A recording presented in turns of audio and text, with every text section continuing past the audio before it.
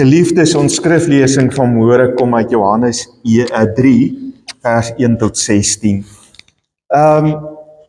Dis uit die 2020 vertaling van die Bybel. So, dalk het jy hom nie nou by jou nie, maar jy kan rustig volg en dit op die bord ook saam met my lees. Daar was 'n man uit die geleerdere van die Fariseërs met die naam Nikodemus, 'n leier van die Jode. Hy het in die nag na Jesus gekom en vir hom gesê, Rabbi, ons weet dat u 'n leermeester is wat van God gekom het. Want niemand kan hierdie tekens verrig wat u verrig as God nie met hom is nie. Jesus het hom geantwoord, Amen, amen, ek sê vir jou, as iemand nie van bo gebore word nie. In die ander vertaling staan daar weergebore word nie. As iemand nie van bo gebore word nie, kan hy die koninkryk van God nie sien nie. Nikodemus sê vir hom, hoe kan 'n mens weergebore word as hy reeds oud is? Hy kan tog nie 'n tweede keer in die moederskoot ingaan en gebore word nie? Jesus antwoord hom, Amen, amen, ek sê vir jou, as iemand nie uit water en gees gebore word nie, kan hy die koninkryk van God nie binnegaan nie. Wat uit die vlees gebore is vlees. En wat uit die gees gebore is gees. Moenie daaroor verbaas wees, dat ek vir jou gesê het, julle moet van bo gebore word nie. Die wind waai waar hy wil, en jy hoor sy geluid, maar jy weet nie waarvandaan hy kom nie, en waarheen hy gaan. So is elke een wat uit die gees gebore is. Hierop vra Nikodemus hom, hoe kan hierdie dinge gebeur? En Jesus het hom geantwoord, jy is die leermeester van Israel, en jy begryp hierdie dinge nie? Amen, amen, ek sê vir jou. Ons praat oor wat ons weet, en ons getuig oor wat ons gesien het. En tog aanvaar julle ons getuienis nie. As ek julle van die aardse dinge vertel en julle glo nie, hoe sal julle dan glo as ek julle van die hemelse vertel? En niemand het na die hemel opgevaar nie, behalwe hy wat uit die hemel neergedaal het. En dit is die Seun van die mens.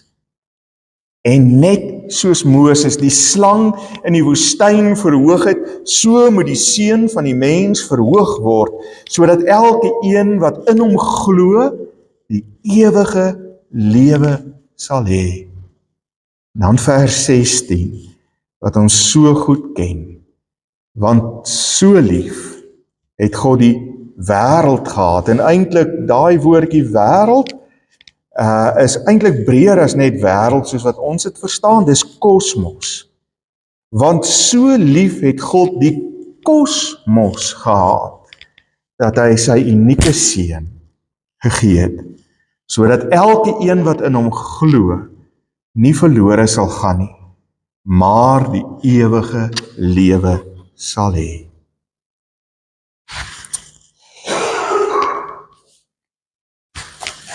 Die geboorte van 'n kind en 'n kleinkind bly natuurlik seker een van die grootste gebeurtenisse in enige mens se lewe.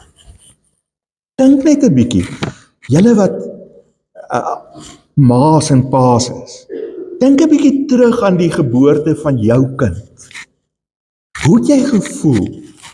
Wat het deur jou gegaan? Ja, daar was seker 'n bietjie vrees en bangheid en so aan, maar daar was ook 'n ongelooflike stuk vreugde. Is dit nie so nie? En 'n ouma en 'n oupa, jou kleinkinders gebore is, of jou agterkleinkinders, dis daarom weer 'n bietjie anderste, as die kleinkinders kom. Ek het altyd gesê, 'n ouma en 'n oupa is 'n simpel ding. My ma sou gebel het na Rion deel van ons lewe geword het, en dan sou sy sê, so ek antwoord, dan sê sy, hoe gaan dit met Rion? Wat doen Rion? Loop hy al? Praat hy al? Dan sê ek, hoorie, dis jou seun wat met jou praat. Jy kan dalk net sê, hoe gaan dit met my ook, hoor? Oumas en oupas, in hulle lewe is dit net hulle kleinkinders. Dis hoekom ek altyd gesê het, ouma en oupa is 'n simpel ding. Maar vriende, as ons so terugdink aan die geboorte van ons kinders, dan is daar altyd 'n groot stuk vreugde, 'n blydskap, 'n oorweldigende gevoel van God se teenwoordigheid by 'n mens. Dis net iets uit 'n ander wêreld. Ek kan maar net dink hoe ou Zetwie en Annemie moet voel na Vrydag, toe hulle klein ding gebore is. Ja, daar is ook 'n sentimentele gevoel met die geboorte van 'n kind, daar is 'n sagtheid wat ons herdenk wanneer daar 'n baba deel word van ons lewe. Ek weet, dis nie noodwendig vir almal dieselfde nie. Party beleef dit anders, maar ek dink in geheel is dit 'n vreugdevolle tyd, 'n opgewonde tyd, 'n dankbare tyd. Daar is ook 'n geboorte wat ons in hierdie tyd vier. Naamlik die geboorte van Jesus Christus. Dis waaroor Kersfees toch gaan. Dit gaan oor die belangrikste geboorte wat nog ooit in die geskiedenis van hierdie wêreld ooit plaasgevind het. En nie net hierdie wêreld nie. Ons het gelees, die ganse skepping, die hele kosmos. Jan de Wet het 'n mooi manier om hierdie geboorte van Jesus te beskryf. As hy die liedjie sing, hierdie kind, wie sou kon dink dat eeue terug, soos die profete sê, in Bethlehem 'n kind sou kom, wat in 'n krib sou lê, en wie sou kon dink dat hierdie kind, Maria en Josef se seun, die sonde van hierdie wêreld op hom sou neem. Wie sou kon glo dat hierdie kind, wat lag en speel en sing, vir al sy maatjies in die buurt, en vir ons die lig sou bring? Wie sou kon droom dat hierdie kind die wonder laat gebeur? Dat dooies opstaan en dowes hoor en sondaars hul bekeer. Wie sou kon raai dat hierdie kind vir 'n wêreldse pyn en nood as verlosser aan 'n kruis sou sterf en opstaan uit die dood? Pragtige woorde, hierdie kind. Dis juis hier in Johannes hoofstuk 3 dat ons sien hoe 'n geweldige impak hierdie kind, waarvan Jan de Wet sing, op ons as mense se lewens gehad het. Ons sien hoe hy uiteindelik in 'n man se lewe met die naam van Nikodemus 'n geweldige impak gehad het. Met die eerste oogopslag lyk dit nie so nie. Maar kom ons kyk 'n bietjie. Wie is Nikodemus? Nikodemus is 'n baie besonderse mens. Hy was 'n baie belangrike mens, net om mee te begin. Jy sien, hy was 'n fariseer gewees. Hy was 'n lid van die Sanhedrin gewees en sommige bronne wil dit hê dat hy eintlik ook die hoof van die Sanhedrin was. Hy was 'n man met geweldige aansien en status. Ek gaan hom vanoggend sommer ou Nico noem.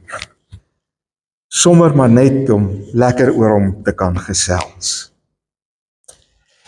Dit tref my nogal, dat hy eintlik soos 'n dief in die nag daar deur die donker strate van Jerusalem sluip, so 'n bietjie oor sy skouer loer, dat niemand hom sien nie, om wat te doen?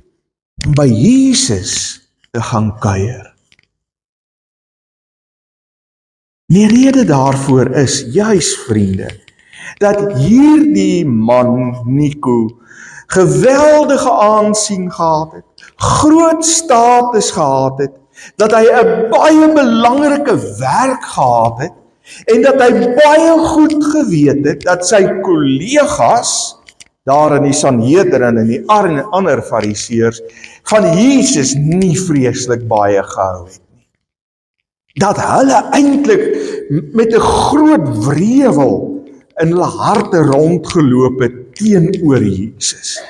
Want hulle het beleef dat Jesus 'n bedreiging is.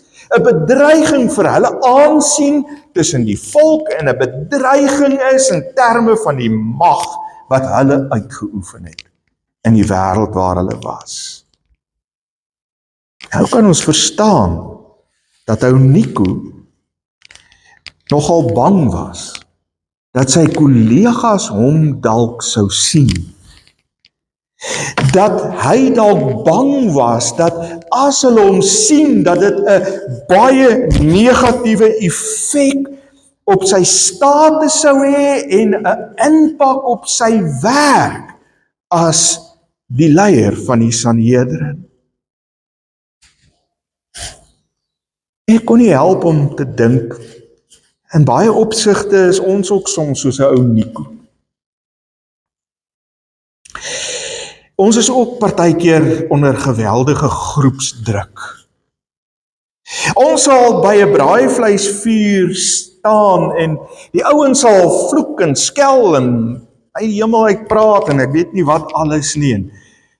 Maar ons sal nooit opstaan, baie selde, en sê dis nie hoe 'n kind van die Here maak nie. Ons sal eerder by die werk ook stil bly oor dit wat daar gesê word en hoe daar te werk gegaan word. Hoe eerlik mense is of nie is nie. Ook in ons vriendekringe sal ons partykeer maar wegskram van die ding, want net nou sê mense ons is pretbederwers omdat ons met die Bybel sogenaamd onder die arm loop. En ons is bang. Ons is bang vir die impak wat ons uitleef van ons geloof dalk op ons vriendskappe sal hê en op ons werk sal hê. En vriende, kom ek sê vir julle, dit begin al hoe meer 'n probleem word. Daar's 'n ou in Engeland, nie te lank terug nie, gearresteer, bloot omdat hy voor 'n aborsiekliniek gebid het. Ernstig. Daar's 'n ander ou weer in Australië gearresteer omdat hy met 'n bordjie in die openbaar rondgeloop het wat gesê het God is love. Gearresteer. So, dit raak moeilik en dit raak gevaarlik om in die openbaar al hoe meer te wys dat jy 'n kind is van die Here. Daar's 'n risiko daaraan. Om met Jesus, lyk dit vir my, geassosieer te word, kan persoonlike en professionele implikasies vir ons inhou. Soos dit vir ou Nico die geval was.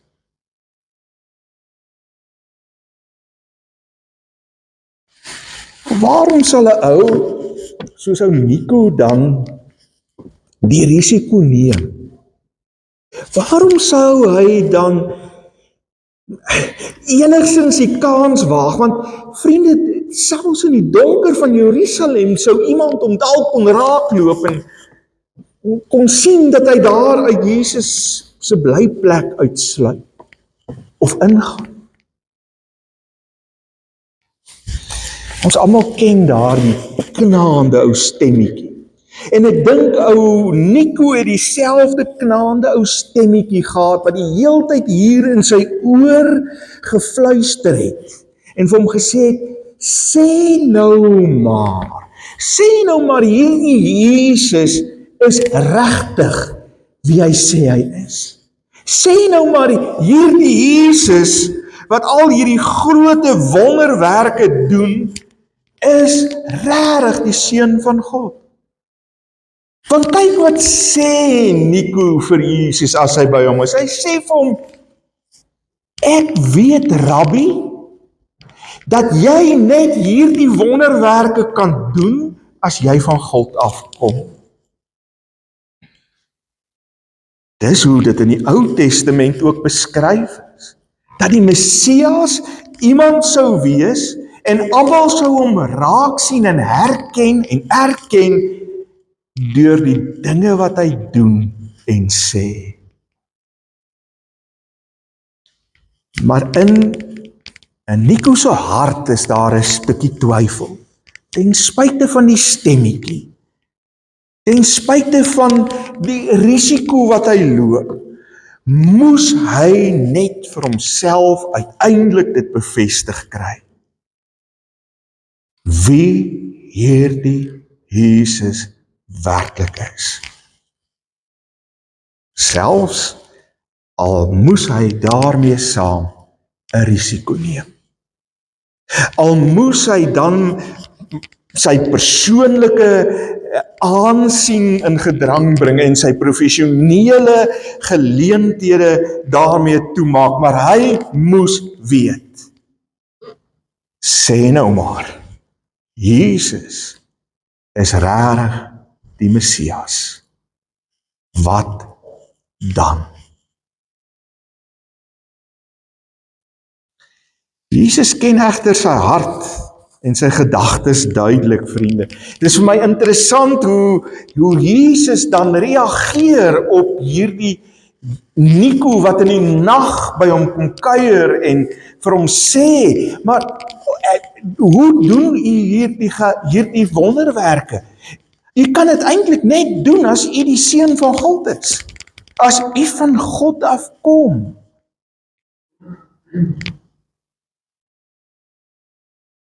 Net soos God vir Nico geken het en die vrese wat in sy hart geleef het, ken Jesus ook elke een van ons se vrese, die twyfel waarmee ons partykeer leef, selfs die ongeloof waarmee ons deur die lewe gaan.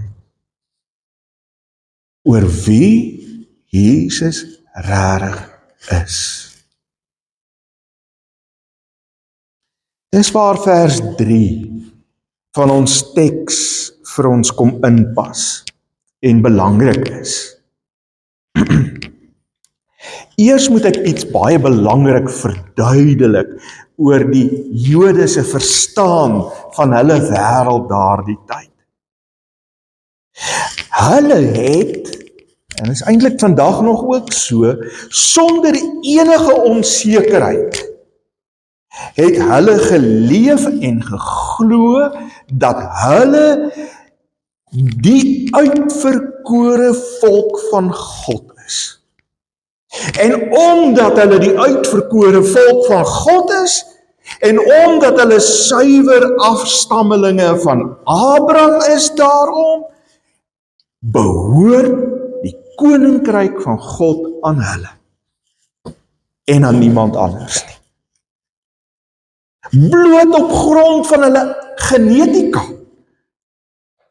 Nie omdat hulle geglo het in God nie, nie omdat hulle hom aanbid het nie, net op grond van die feit dat hulle afstammelinge van Abraham is. het hulle die koninkryk van God gekry.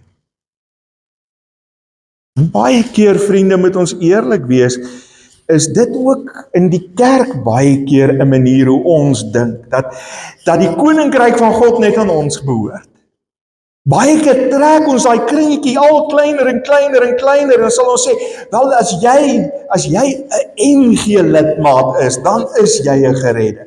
As jy aan hierdie gemeente behoort, dan is jy 'n geredde. As jy aan hierdie kerklike groep behoort, dan is jy 'n geredde. Dan behoort die koninkryk van God aan jou.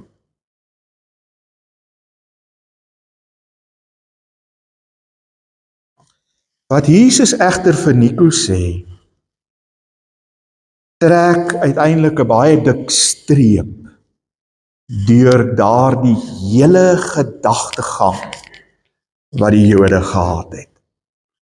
Jesus sê vir Nico, as jy die koninkryk van God wil hê, ou Nico, moet jy eers weer gebore word, in die ou vertaling.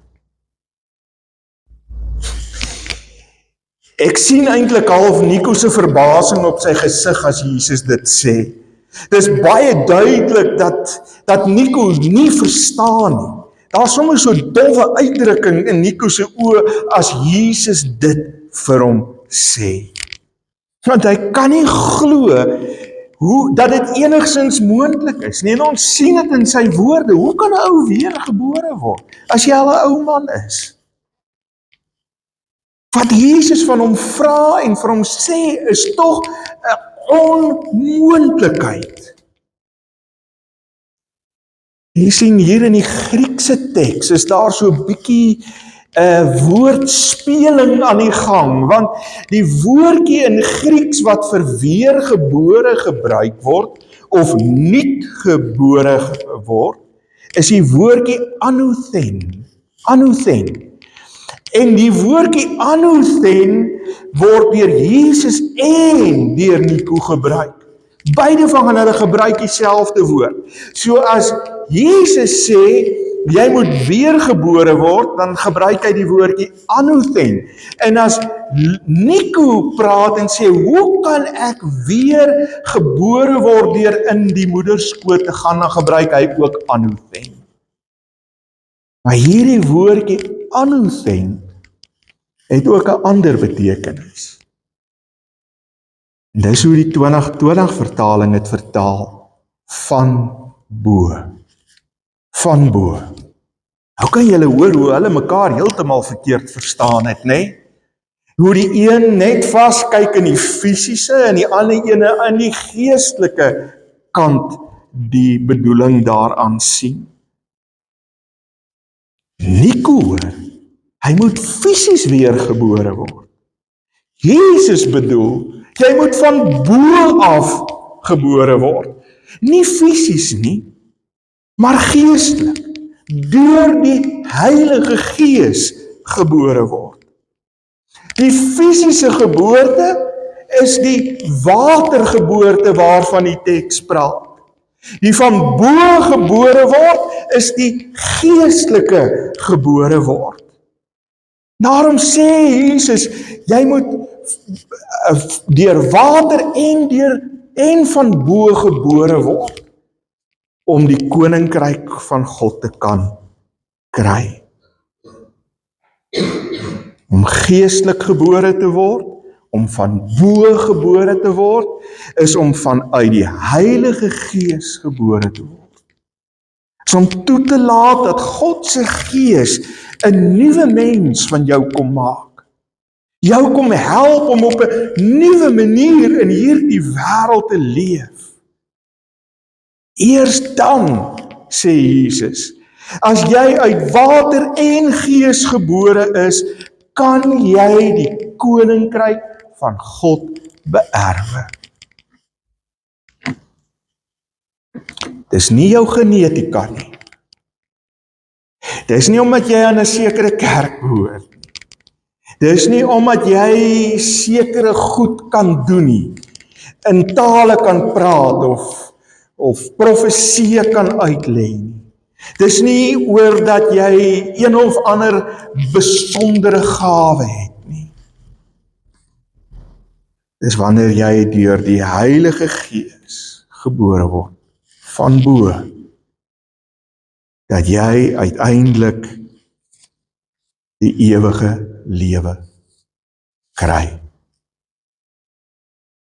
Dat jy die koninkryk van God kry. Vers 16, daai pragtige vers, kom sê vir ons wat die hoofkenmerk is van mense wat van bo gebore word. Mense wat van bo gebore word, glo dat Jesus Christus die Messias is, dat Jesus Christus die Seun van God, die unieke Seun van God is, wat gekom het van bo, sodat ons die ewige lewe kan hê, sodat ons ook uiteindelik van bo mense hier kan wees. Dit moes vir ou Nico 'n groot skok gewees het toe hy dit gehoor het, vriende. Want vir eeue en eeue en eeue het hulle geglo, dis net jou gene. Dis net jou gene, dis net jou genealogie wat bepaal of jy die koninkryk gaan kry. Jy moet van Abraham afstam, geneties. Dan kan jy die koninkryk van God kry. Die skok op ou Nico se gesig moes vir Jesus duidelik gewees het. Want hy sê dan uiteindelik vir ou Nico, maar Nico, hoe is dit moontlik dat jy nie hiervan weet nie? Jy is dan 'n leermeester. Jy moet dit weet. Jy moes dit nog altyd geweet het, dat dit nie jou afkoms is wat bepaal dat jy die koninkryk kry. Dat dit jou verhouding met die Vader is, wat dit uiteindelik bepaal. In Nico se wêreld kon jy die koninkryk kry op 'n uitsluitende manier. Jy moes 'n Jood wees.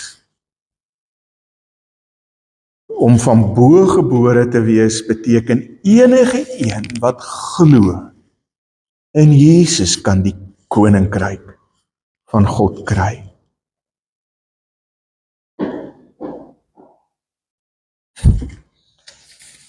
Hierdie Kersfees, liewe vriende, vier ons die geboorte van hierdie kind waarvan Jan de Wet gesing het.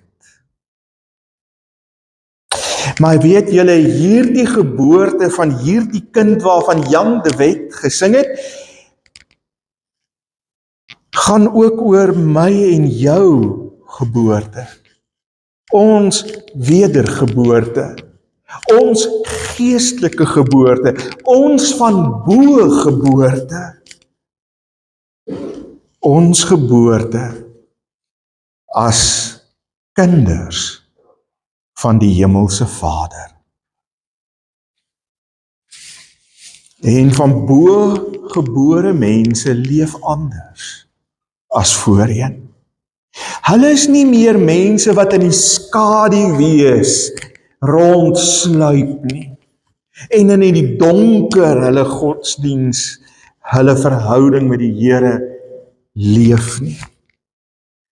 Van bo gebore mense, geestelik gebore mense, 'n heilige Gees gebore mens, is mense wat in die lig lewe. Sigbaar, vir almal om te sien dat hulle van bo gebore is. Die vrug van die Gees, sê Galasiërs 5 vers 22, is vreugde, vrede, dankbaarheid, noem dit alles op. Mense wat van bo gebore is, sien ons in Handelinge 2 tot 4, is mense wat totaal en al anders leef, wat omgee vir mekaar, wat uitreik na mekaar se laste dra, mekaar omgee, Wat vir my interessant is, Johannes 3 is nie die enigste keer wat ons lees van ou Nico nie. Daar's nog 2 ander kere. Die tweede keer wat ons van hom lees is in Johannes 7 vers 50. Dit is wanneer Jesus gearresteer word en dan is dit Nico wat opstaan en vir die ander skrifgeleerdes en fariseërs sê, doen ons die regte ding? Is dit wat ons moet doen? Hy tree in vir Jesus. Dan die derde keer wat ons van hom lees, is in hoofstuk 19 vers 39. Na Jesus se dood, wanneer Jesus se liggaam voorberei word om in die graf neergelê word, is dit Nikodemus saam met Josef van Arimatea wat Jesus se liggaam vir die graf voorberei. In die lig vir almal om te sien. In die lig. Nie meer al sluipende in die donker strate van Jerusalem. En die tradisie wil dit hê. Of dit waar is, weet ek nie. Maar die tradisie wil dit hê dat Nikodemus as 'n martelaar vir Christus gesterf het. In die lig. In die lig. Dis my gebed vir hierdie Kersfees, vriende. Dat dit nie net die geboorte van 'n kind gaan wees nie. Maar die geboorte van hierdie kind waarvan Jan de Wet sing. Maar dit ook die geboorte sal wees van elke een van ons. Dat elke een van ons weer opnuut die van bo gebore wees, deur die Gees gebore wees, lewe sal gaan lewe.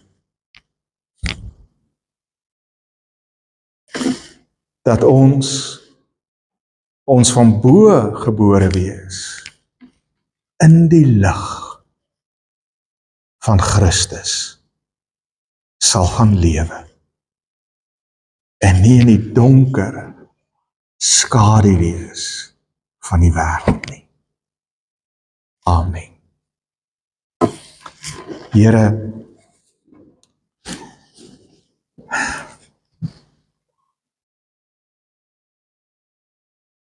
mag U deur U Gees, Here, in ons werk. Mag U deur U Gees, Here, ons nuut kom maak. Mag ons van bo gebore word, sodat ons in die helder lig van Christus kan leef, kan ophou, en weg te kruip in die skaduwees van hierdie wêreld. Mag ons die risiko neem om uit te gaan en met vreugde en blydskap te getuig dat U die Here van ons lewe is. Ons bid dit in Jesus naam, Here. Amen.